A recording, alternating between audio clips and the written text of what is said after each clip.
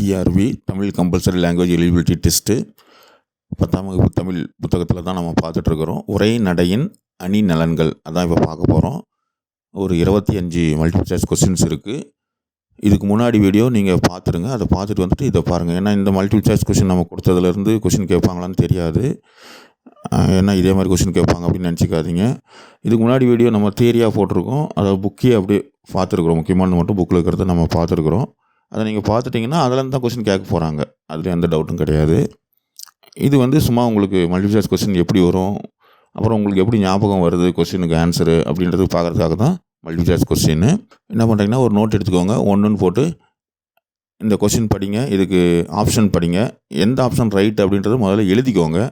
அப்புறம் என்ன ஆன்சர்ன்றதை பாருங்கள். கடைசியாக உங்களுக்கு எத்தனை ஆன்சர் ரைட்டுன்னு பாருங்கள். கமெண்டில் உங்களுக்கு எவ்வளோ ஆன்சர் ரைட் அப்படின்றது போடுங்க. கடைசியாக இந்த வீடியோ உங்களுக்கு பிடிச்சிருந்தா ஒரு லைக் போட்டு விடுங்க. 1. உள்ளங்கை நெல்லிக்கனி போல இதில் பயின்று வந்துள்ள நயம் என்ன?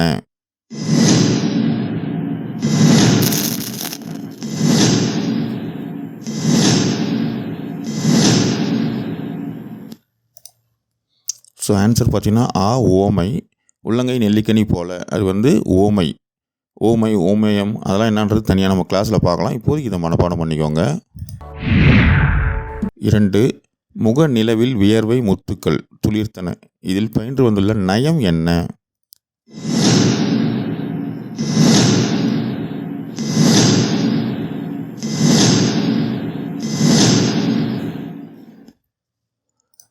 ஆன்சர் பார்த்தீங்கன்னா உருவகம். முகநிலவில் வியர்வை முத்துக்கள் துளிர்த்தன இது உருவகம்ல வருது. 3. முதல் தமிழ் கணினி உருவாக்கப்பட்ட ஆண்டு?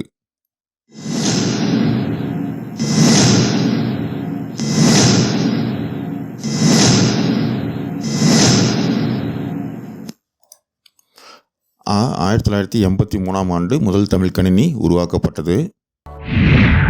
4. முதல் தமிழ் கணினி அதனுடைய பெயர் என்ன?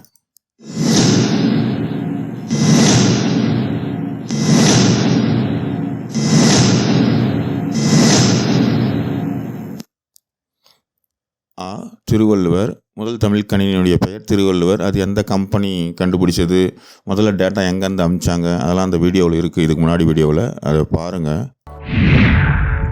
5. புதிய உரைநடை என்னும் நூலினை எழுதியவர்?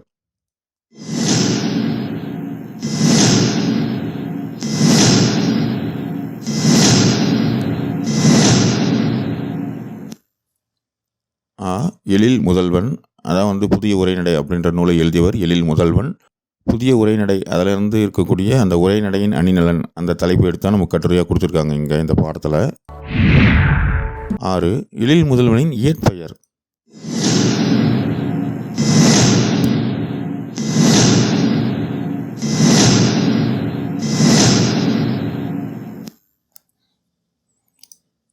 மா ராமலிங்கம். நிறைய பேரோட இயற்பெயர் நம்ம பார்த்துட்டே வரோம். கடைசியில் உங்களுக்கு கன்ஃபியூஸ் ஆகிடும், யார் என்ன பேர் இயற்பெயர் அப்படின்றது மறந்துடும். ஏதாவது லிங்க் வச்சு படிங்க. எழில் முதல்வன், ராமலிங்கம், ஏதாவது லிங்க் வைங்க, அப்போ தான் ஞாபகத்துக்கு வரும். 7. எழில் முதல்வனின் சாகித்ய அகாதமி பரிசு பெற்ற நூல்?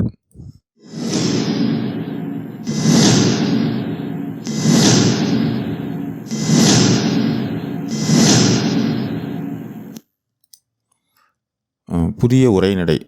இப்போ இந்த பாடம் தான் அதுதான், அதில் தான் இந்த உரைநடை அணிநலன் எடுத்திருக்காங்க. ஸோ எழில் முதல்வன் சாகித்ய அகாதமி பெற்ற நூல் புதிய உரைநடை. 8.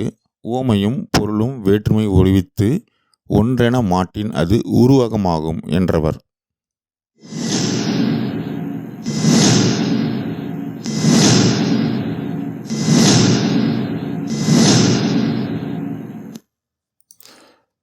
அது பார்த்திங்கன்னா தண்டி. உருவகமாகும் அப்படின்னு சொன்னவர் தண்டி. 9. இயற்கை பதித்து வைத்த 2 பெரிய நிலை கண்ணாடிகளைப் போல் வடபுறமும் தென்புறமும் நீர் நிறைந்த கண்மாய்கள் என்று குறிஞ்சிமலர் நூலில் பார்த்தசாரதி பயன்படுத்திய நயம்?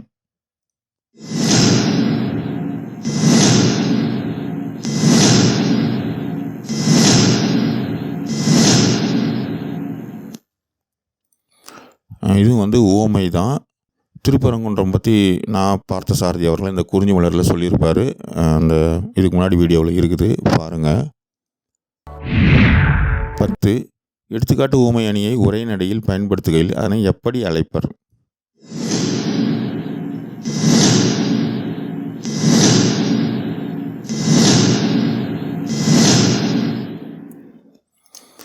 அது பார்த்திங்கன்னா இணை ஒப்பு அப்படின்னு சொல்லுவாங்க. இணை ஒப்பு. எடுத்துக்காட்டு ஊமணியை உரைநடையில் பயன்படுத்தும் போது அதுக்கு பேர் இணை ஒப்பு. 11. குடிசையின் ஒரு பக்கம் கோபுரங்கள் மறுபக்கம், பசித்த வயிறுகள் ஒரு பக்கம், புளிச்ச அப்பக்காரர்கள் மறுபக்கம், மெலிந்த எலும்புக்கூடுகள் ஒரு பக்கம், பருத்த தொந்திகள் மறுபக்கம். இது சொன்னவர் தொலர்பா ஜீவானந்தம். உரைநடை அது எதுக்கு எடுத்துக்காட்டு?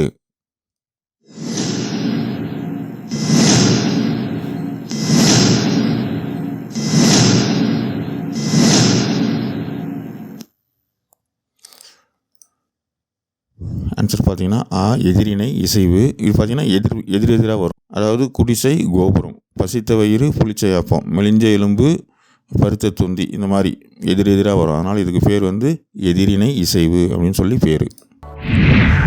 12. உணர்வுகளை தூண்டி எழுப்புவதில் வெற்றி பெறுவன.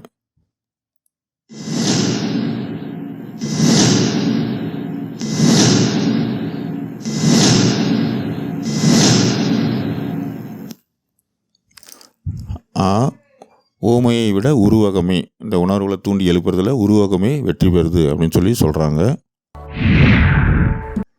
13. களமுக துடித்து நின்ற உனக்கு வெற்றி சாறு கிடைத்து விட்டது, உண்டு மகிழ்ந்தாய், உன் புன்னகை தான் அதற்கு சான்று என்று கூறியவர்.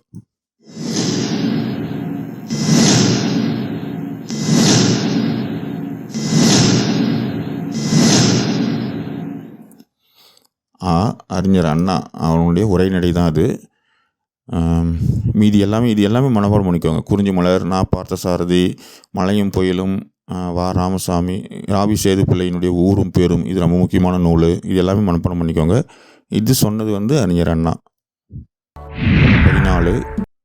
ஊர் கூடி செக்கு தள்ள முடியுமா என்று கேட்கிறார்கள். ஊர் கூடின பிறகுதான் செக்கு தள்ள வேண்டும் என்று காத்திருப்பவர்களின் காரியம் கைகூடாது. புரோகிதருக்காக அமாவாசை காத்திருப்பதில்லை என்று கூறியவர்.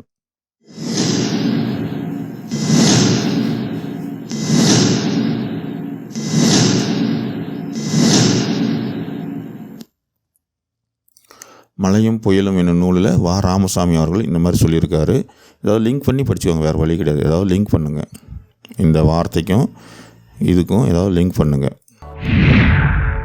15. உயிர் இல்லாத பொருட்களை உயிர் உள்ளன போலவும், உணர்வு இல்லாத பொருட்களை உணர்வுடையன போலவும் கற்பனை செய்வதுண்டு. இதனை உரைநடையில் டேஸ் என்று கூறுவர்.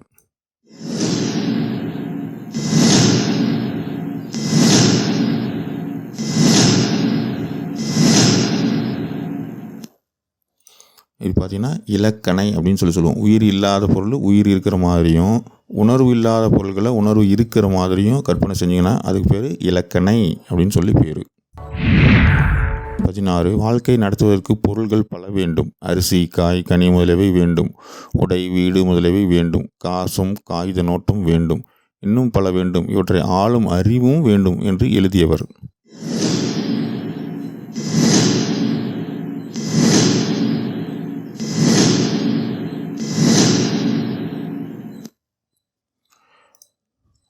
மு வரதராசனார் தம் நாட்டுப்பற்று என்னும் கட்டுரை தொகுப்பில் இதை எழுதியிருக்கிறாரு.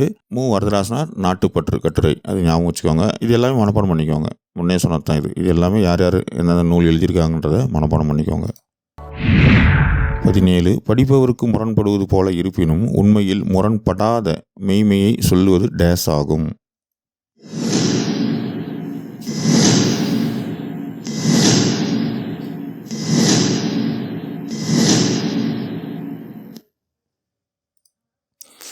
இது பார்த்தீங்கன்னா முரண்படு மெய்மை. படிப்பவருக்கு முரண்படுவது போல இருக்கும், ஆனால் உண்மையில் முரண்படாதது, அதுக்கு பேர் முரண்படு மெய்மை. 18. இந்த உலகத்தில் பயம் என்ற ஒன்றிற்கு தவிர வேறு எதுக்கும் நாம் பயப்பட வேண்டும். சொல்லும் முறையில் அழுத்தம் கொடுப்பதற்காக எதிரும் புதிருமான முரண்படும் கருத்துக்களை அமைத்து எழுதுவதை டேஸ் என்பர்.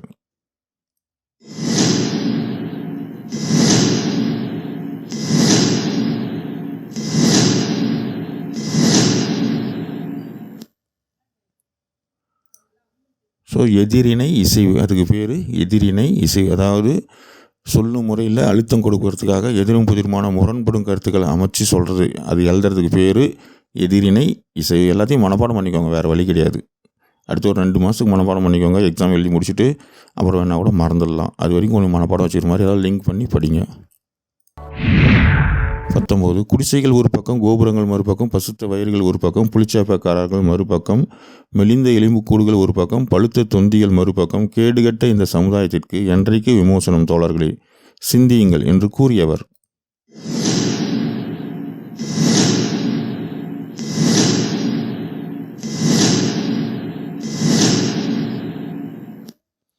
அப்படி சொன்னவர் தோழர் ப. ஜீவானந்தம். இவர் கம்யூனிஸ்ட் தோழர். அதனால் இந்த குடிசை, கோபுரம், பசித்தவயிறு அந்த மாதிரிலாம் பேசியிருக்கிறாரு. அதை அப்படி லிங்க் பண்ணி ஞாபகம் வச்சிங்கன்னா ஞாபகம் வந்துடும். 20. குடிசைகள் ஒரு பக்கம், கோபுரங்கள் மறுபக்கம், பசித்த வயிறுகள் ஒரு பக்கம், புளிச்சேப்பக்காரர்கள் மறுபக்கம், மெலிந்த எலும்புக்கூடுகள் ஒரு பக்கம், பழுத்த தொந்திகள் மறுபக்கம், கேடுகட்ட இந்த சமுதாயத்திற்கு என்றைக்கு விமோசனம் தோழர்களே, சிந்தியுங்கள். இதில் பயின்று வந்துள்ளது என்னது?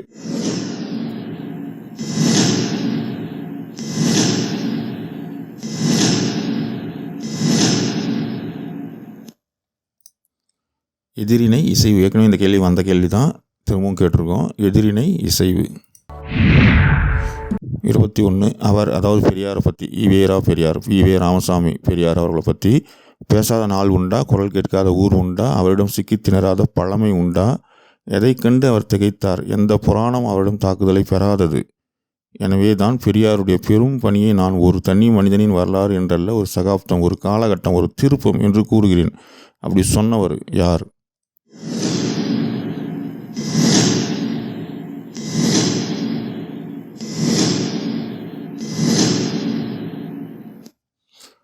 பெரியாரை பற்றி பேரறிஞர் அண்ணா அவர்கள் சொன்னது இது.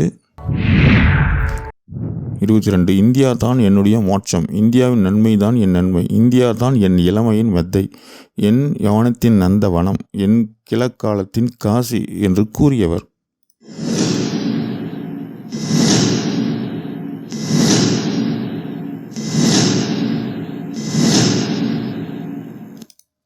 சொன்னவர் பாரதியார். காசி, இந்தியாவை பற்றி சொன்னது பாரதியார். 23. இந்தியா தான் என்னுடைய மோட்சம், இந்தியாவின் நன்மை தான் என் நன்மை, இந்தியா தான் என் இளமையின் மெத்தை, என் யவனத்தின் நந்தவனம், என் கிழக்காலத்தின் காசு. இதில் பயின்று வந்துள்ளது என்ன வந்திருக்கு? பயின்று.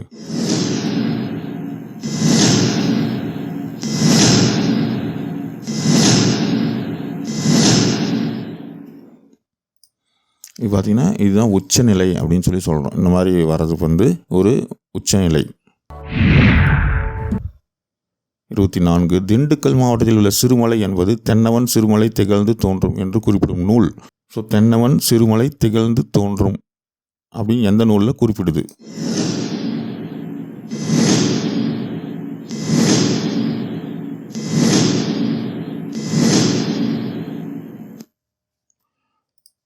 அது பார்த்திங்கன்னா சிலப்பதிகாரம். சிலப்பதிகாரங்காலத்துலேருந்தே இந்த திண்டுக்கல் மாவட்டத்தில் இருக்கக்கூடிய அந்த சிறுமலை அப்படின்ற அந்த மலை இருக்குது. அது சிலப்பதிகாரத்திலே குறிச்சிருக்குது, தென்னவன் சிறுமலை திகழ்ந்து தோன்றும் அப்படின்னு சொல்லி.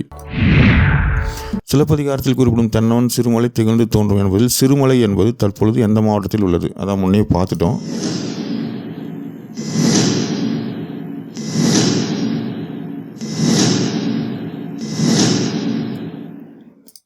அது பார்த்திங்கன்னா திண்டுக்கல் மாவட்டத்தில் இருக்குது. 26. சென்னை தேனாம்பேட்டை இருந்த புள்ளி விவரத்துறை அலுவலகத்திற்கும் தலைமைச் செயலகத்துக்கும் கோப்புகளையும் செய்திகளையும் பரிமாறிக்கொண்ட முதல் நேர் வழி கணினி எது?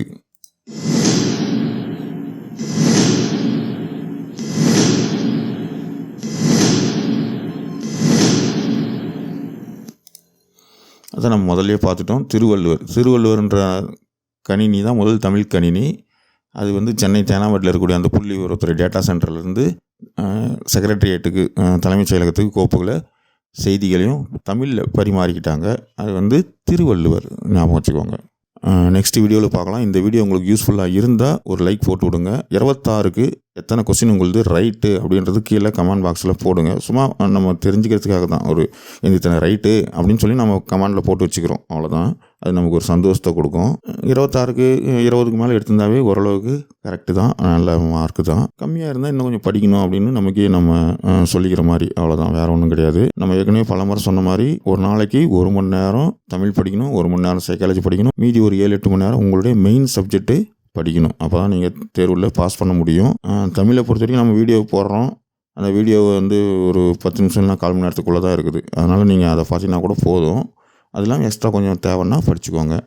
அதனால் தமிழுக்கு ஒரு 1/4 மணி நேரம் 1/2 மணி நேரம் ஒதுக்குனா கூட போதும். நம்ம வீடியோ பார்க்குற டைமும் போதும் உங்களுக்கு. அதே உங்களுக்கு அதிகம் தான். இந்த ஆண்டே முதுகலை ஆசிரியராக ஏதாவது ஒரு பள்ளியில் போய் நம்ம பணியில் சேர்றோம்.